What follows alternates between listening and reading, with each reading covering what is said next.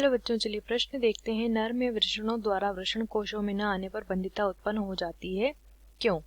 तो आइए जानते हैं सबसे पहले हमारे प्रश्न की मुख्य अवधारणा।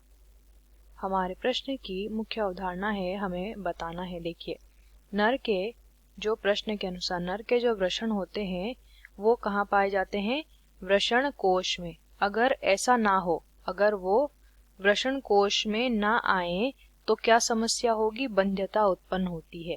बंध्यता उत्पन्न होती है। ऐसा क्यों होता है? देखिए, नर के अंदर जो वृषण पाए जाते हैं, जो कि उनके क्या होते हैं? वृषण क्या होते हैं? उनमें पाए जाने वाले नरजन्नांग, ये पाए जाते हैं वृषण कोश के अंदर।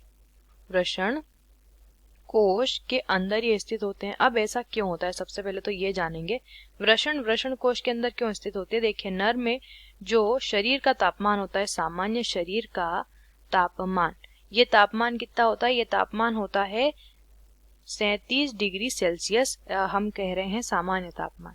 तो इस तापमान पर जब शुक्राणु का निर्माण होता है तो इस तापमान पर शुक्राणु क्या हो जाते हैं? नष्ट हो जाते हैं। अब वृषण कोश के अंदर जब वो स्थित होते हैं तो इस वृषण कोश का जो तापमान रहता है, ये तापमान हमारा कितना होता है? ये तापमान यहाँ पे शरीर के तापमान से होता है 2 से 3 डिग्री सेल्सियस कम, यानी कि हमारे शरीर का तापमान है 37 डिग्री सेल्सियस। तो वृषण कोश के अंदर का तापमान कितना होता है? ये होता है यहाँ पर 35 डिग्री सेल्सियस रहेगा, या फिर कितना रहेगा? या फिर 34 डिग्री सेल्सियस। इसके बीच में यहाँ पे वृषण कोशों के अंदर का तापमान होता है। तो इस तापमान पे क्या होता है दोस्तों? इस तापमान पर जो हमारे शुक्राणु है वो नष्ट नहीं होते, तो इस वजह से बंध्यता उत्पन्न नहीं होती। लेकिन यहाँ पे अगर वृषण जो है वो वृषण कोशों में नहीं आएंगे तो ये जो हमारा तापमान है 37 डिग्री सेल्सियस या 37 डिग्री सेल्सियस, इस तापमान पर शुक्राणु क्या होंगे? शरीर के अंदर ही नष्ट होते जाएंगे, और इनके नष्ट होने के कारण क्या आ जाएगी?